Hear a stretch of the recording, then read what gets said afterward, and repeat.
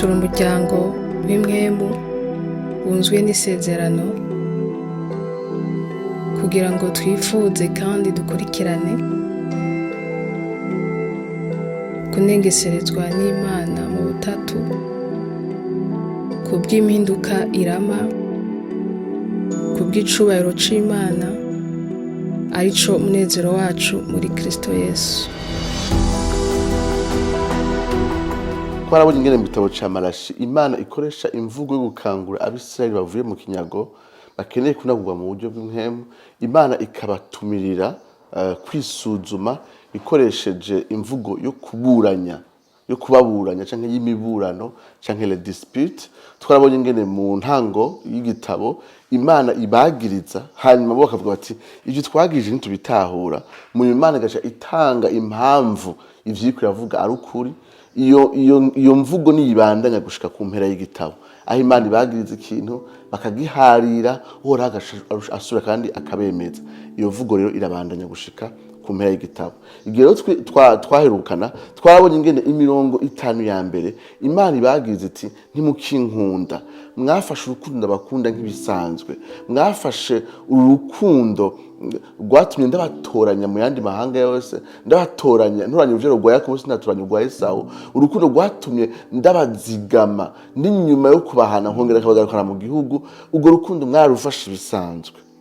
Rero hari ikintu kidahari bica bitwibutsa cacete y'amajambo Yesu abwiye Yohana twandika ishengero ry'Efeso ati garuka ku rukundo rwawe rwa mbere. Tubona Imana iburanya Abisirayeli yuko batakaje leur passion, urukundo rwabo rujanye n'iyi Imana y'isezerano n'ubuntu yabagiriye budasanzwe. Uno munsi tuza kuraba ingene Imana ibagiriza ikindi kintu ko atagitinyiro bayifiseko. Ibiro bihera ku murongo wa 6 bikabandanya mu gice ca 2 gushika ku murongo w'9. Dusanga aho hose Imana ibikwiragiriza Abisirayeli yuko batayubaha, batayitinya, batayihindira agashitsi. Nk'akarusho gusoma ku murongo wa 6 havuga ngo nyene ingabo abarababaza ati umurongo wa 6 uvuga ngo canga sangwa ndishobuja igitinyiro canje kiri hehe ga yemwe, igitinyiro canje kiri hehe ga yemwe. Tubona Imana ibagiriza yuko batayubaha. Aya majambo abiri tuyashize hamwe ingene bari babuze urukundo bakabura n'igitinyiro c'Imana. Dusanga bari babuze ibintu bibiri bikomeye cyane mu migenderanire yacu n'Imana. Yesu turagendana n'Imana ibintu bibiri birafatanya. Imana turayihindira agashitsi kuko ari Imana ihambaye. Turayihindira agashitsi kuko ivyo yakoze bihambaye. Ingene yatanze Yesu, ingene yahanye Yesu mu kibanza cacu, ingene yahanye cyane, ingene uburake bw'Imana bwaserukiye mu gihano kidasanzwe yinflige yagaragarije ku mwana wayo. Ariko kandi Imana twegera mu rukundo, tuyegera mu rukundo kuko yadukunze, yaturongeye ikimazi kitugira mu gishingo, yaduhaye ingabire ya mpwemu yera, yaduhaye amasezerano y'ivizigiro adasanzwe. Rero dusanga bino bintu bibiri bikomeye. Imana tuyegera mu rukundo kuko yadukunze, ikaduheza ikimazi cyo kutugira mu gishingo, ikadutoranya, ikaduhamagara, ikaduha mpwemu wayo, ikaduha ivyizigiro. Ariko kandi tuyegera mu gitinyiro. Ni Imana yera, ni Imana itunganye, ni Imana iserura uburake bwayo n'ifuhe ryayo mu guhana Yesu Kristo, ni Imana izogaragaza ifuhe ryayo n'ishavu ryayo mu guhana amahanga, mu guhana abanyavyaha. Ni Imana iri muri twebwe ngo itwiyegerezanya ifuhe ridasanzwe, yifuza yuko twubaha ukwera kwayo n'iciri. Dusanga bino bintu bibiri rero iyo bibuze mu migenderanire yacu n'Imana usanga hari ikibazo. Hari abantu usanga umenga baratinya Imana ariko badafite n'idegembyo yo kuyegera mu rukundo. Hari n'abandi bantu umenga bavuga Imana y'urukundo, Imana ibakunda yabagiriye ubuntu, ariko ugasanga nta gitinyiro bafise mu migenderanire yabo nayo. Dusanga ibintu bibiri byose bigize novuga ari imigenderanire yacu n'Imana mu buryo bwiza kandi bwuzuzanya. Ikindi kintu tubona muri kino gisomwa navuze igice ca mbere umurongo wa 6 gushika ca 2 ku murongo w'9 dusanga Imana iriko ahanini yagiriza abaherezi. Wa murongo twasoma mu ntango y'umurongo wa 3 havuga ngo igitinyiro canje kirihega yemwe baherezi bakengera izina ryanje. Naho igitabo ca Malachi abantu benshi bashizemo yuko kivuga ingene abakristo bakwiye gutanga ibigira 10 n'amashikanwa. Dusanga igihande kinini ca kino gice co ndashaka igitabo ca Malachi ca Malaki kivuga ku barongozi, kivuga ku bantu bari imbere y'abandi. aya majambo yose uva ku murongo wa 6 gushika mu gice cya 2 ku murongo w'9 n'amajambo ariko abwirwa abaherezi.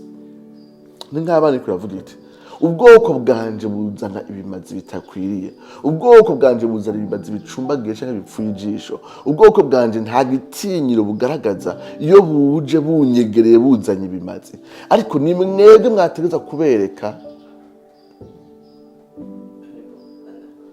ni mwebwe mwategeza kubereka uburyo bwiza bwo kunyegera, ni mwebwe mwategeza kubereka inyifato iserura igitinyiro canje, ariko ntavyo muriko murakora.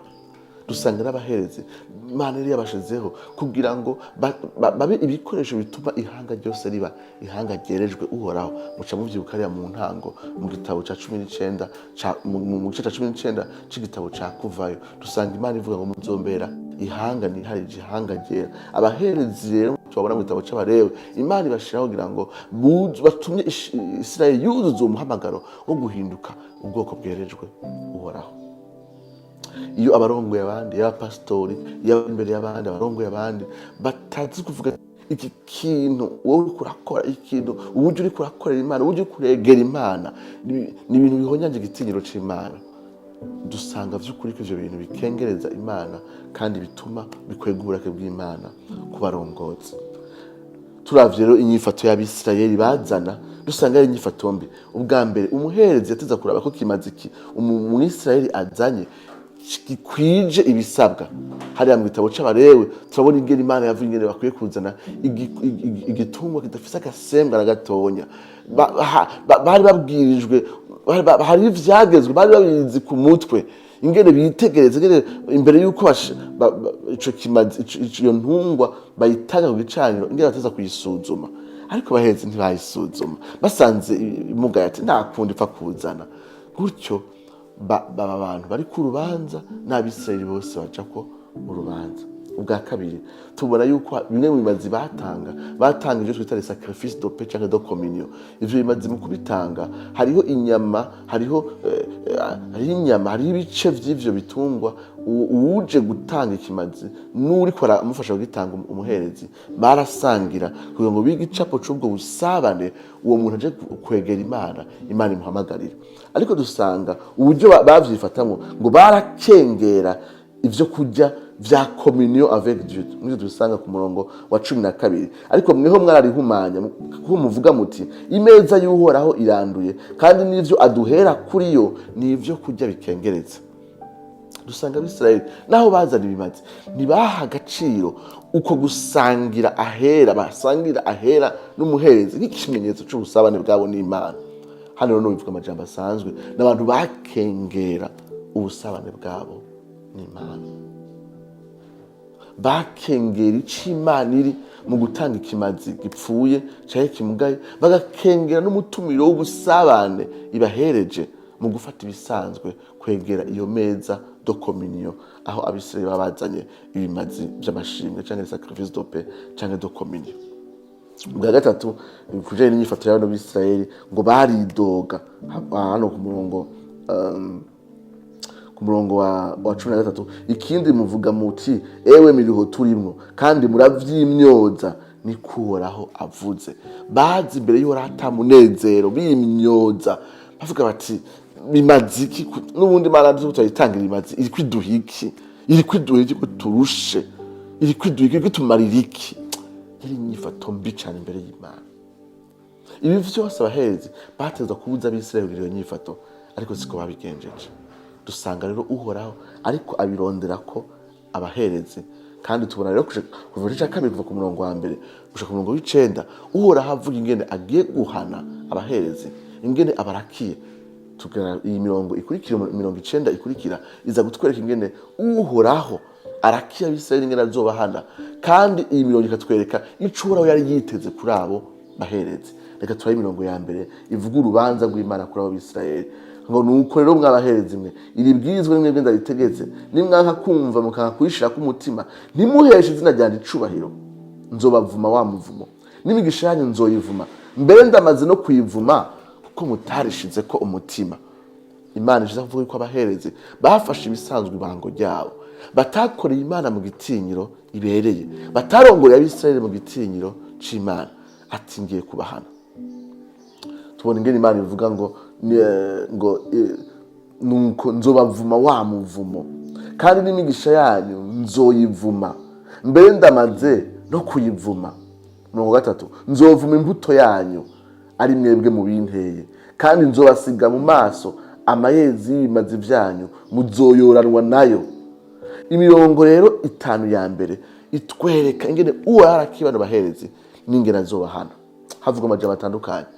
D'abord imigisha bategerezwa kuronka nk'abaherezi ntibazoronka igihe bahabwa rino bango mu ntango y'ibango ry'abarewi n'abaherezi. Uwo rero abasezeranya imigisha myinshi yo mu buryo bw'inkemu no mu buryo bw'umubiri imbere wanashaka. Ariko Imana ivuga yuko atavyo bakironse. Za nkurikizi nziza zo kumvira Imana atazobazibona mu buzima bwabo. Iyo umuntu ariko arakora ibango atarikora mu bugororotsi, wa mugisha w'Imana yasezeranye kuzohereza abayikorera ntaho yigera abona mu buzima bwiwe. Bwa kabiri babwirwa ijambo rikomeye ngo nzohindura umugisha wanyu ndawuvume.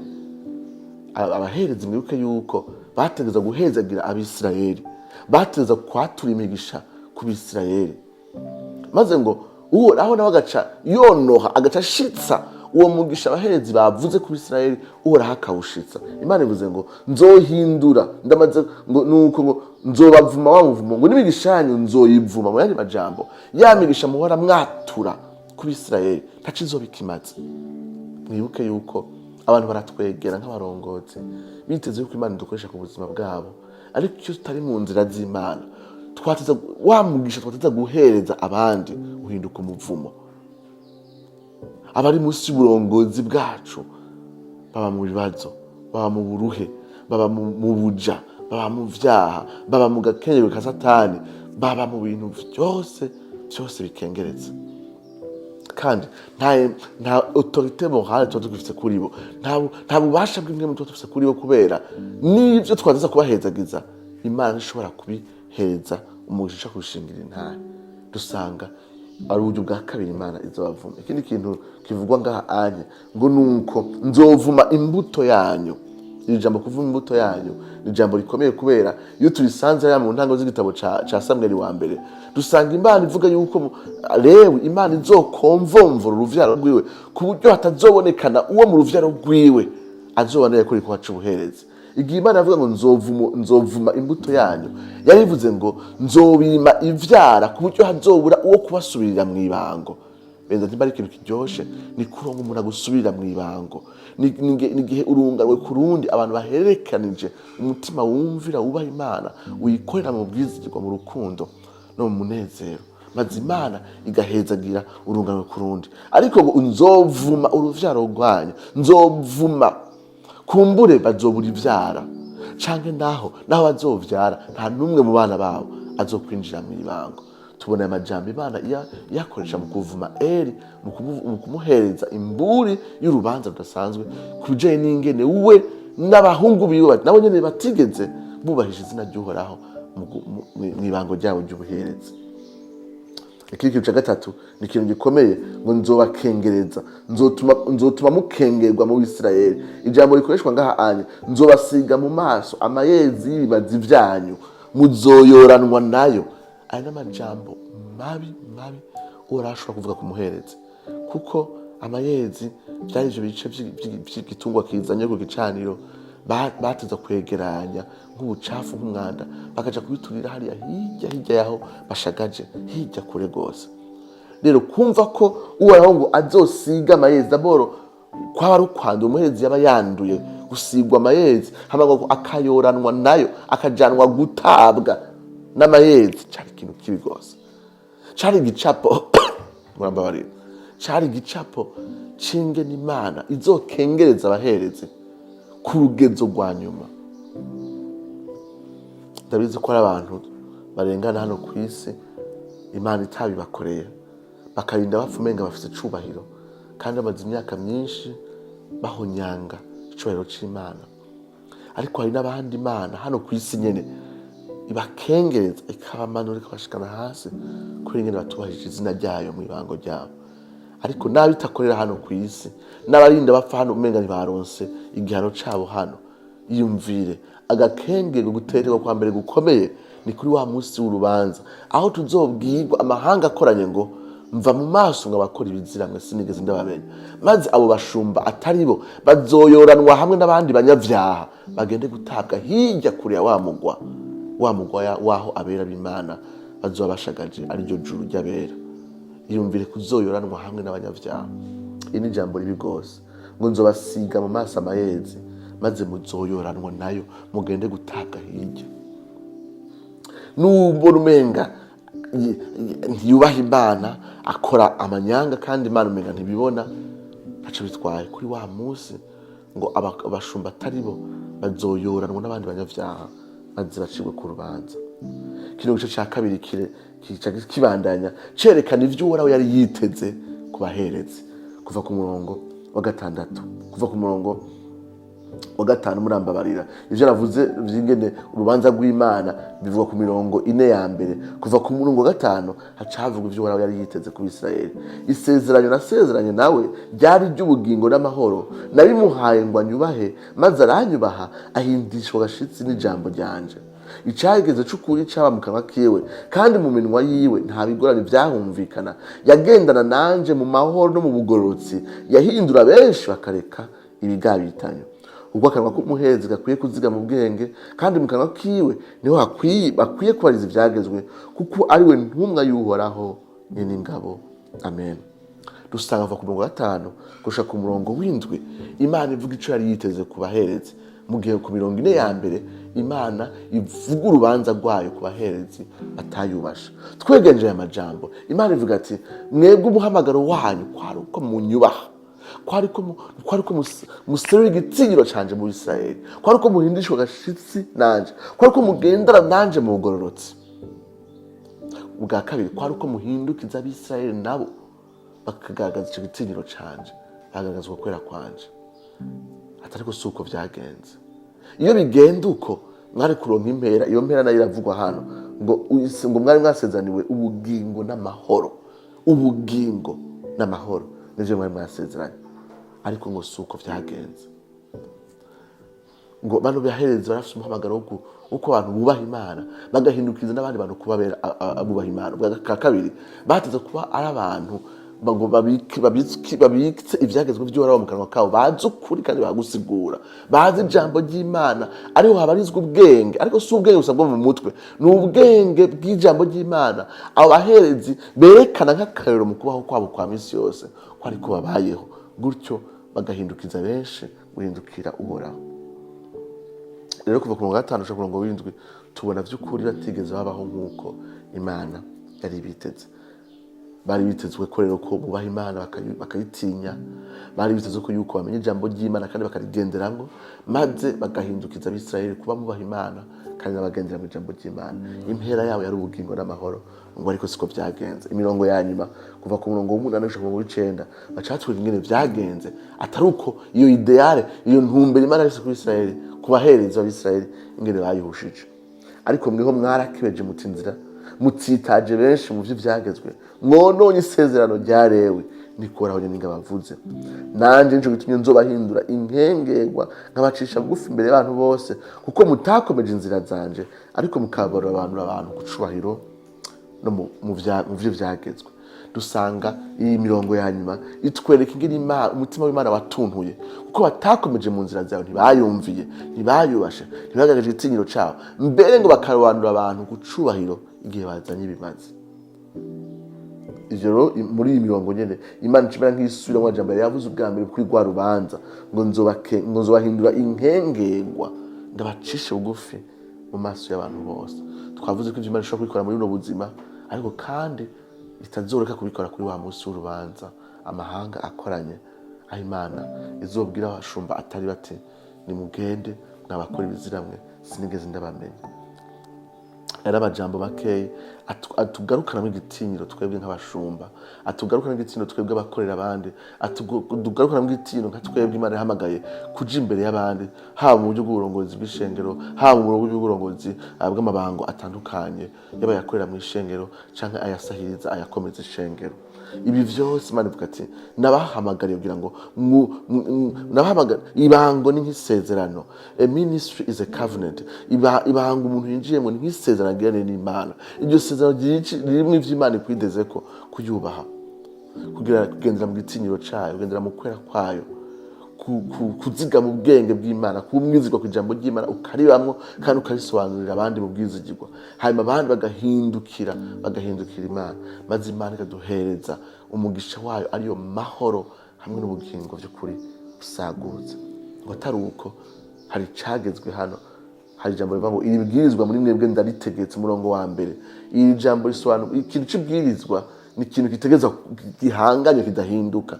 Rero uyu mwanditsi akoresheje ijambo Pawulo ngo atubwira ngo avuga icagezwe gishasha kugira ngo yerekane yuko iri nyene Imana ivuze nimba badahindukiye ngo bihane bana bahereze nta kizohinduka, ni cagezwe Uhoraho azohana bana bashumba babi kandi nta kizoshobora kubihagarika, nta kizobihindura. Aya majambo nizere yuko yanshize mu gitinyiro jewe niko ndayavuga kandi nawe mwanyumvirije yabasubijemo ko ribango muri ko murakora mu gitinyiro c'Imana. Ubuntu bw'Imana bushibamira imitima yanyu muri Kristo Yesu no muri mwemu yera. Amen. Turi umuryango w'imwemu bunzwe n'isezerano